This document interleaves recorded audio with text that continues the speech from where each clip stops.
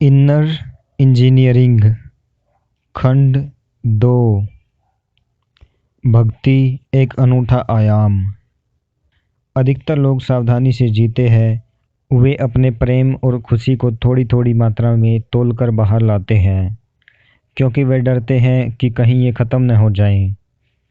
जीवन जीने का सबसे उदार तरीका है अपने जीवन को सारी सीमाओं से परे चरम पर जीना, ताकि वह सारी दुनिया के सामने मिसाल बन जाए। अगर आप इतने ही कंजूस हैं कि आप पूरी तरह से न तो प्रेम कर सकते, न खुलकर हंस सकते और न ही भरपूर जी सकते हैं, तो आप अव्वल दर्जे के कंजूस मक्खी चूस हैं। भक्ति का मतलब है कि आप कंजूस नहीं हैं, आप जूस से भरे हैं। भक्त वह व्यक्ति है जो जीवन को जितना हो सके अधिक से अधिक अनुभव करना और खोजना चाहता है। भक्ति जीवन की चीर-फाड़ नहीं है, बल्कि वह पूर्ण रूप से समावेश करना है। भक्ति प्रेम संबंध नहीं है, बल्कि यह बावलापन है।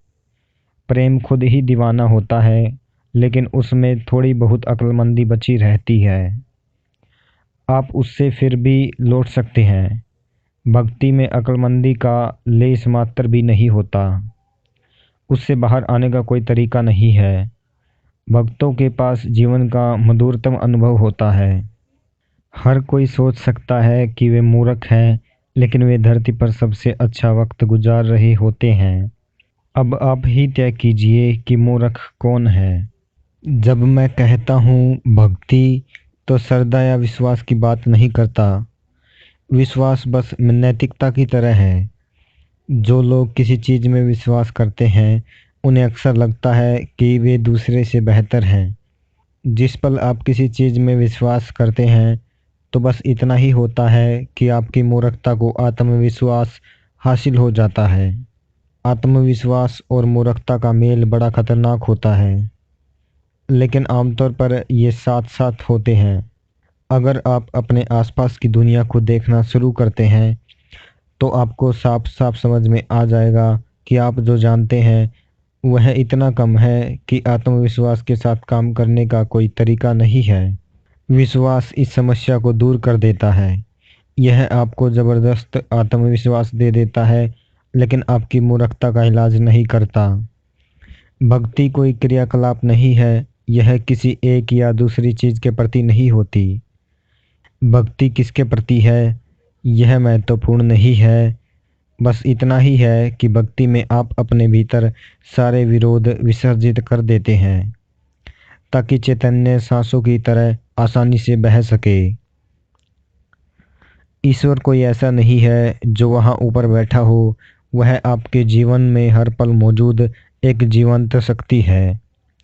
भक्ति आपको उसके प्रति जागरूक बनाती है। एक बार की बात है, एक कैथोलिक परिवार के घर में परिवार का मुखिया रात के खाने के वक्त टेबल पर आया, खाने की तरफ देखा और हमेशा की तरह भुनभुनाया और अपनी पत्नी और आसपास की हर चीज़ को कोसने लगा। जब उसका कोसना पूरा हुआ और सब अपनी जगह पर बैठ गए, तब वह भी बैठा और प्रार्थना करते हुए बोला, हे ईश्वर, आज के भोजन और टेबल पर मौजूद सारी शानदार चीज़ों के लिए धन्यवाद। वहाँ 5 साल की एक लड़की नम्रता से बैठी हुई थी।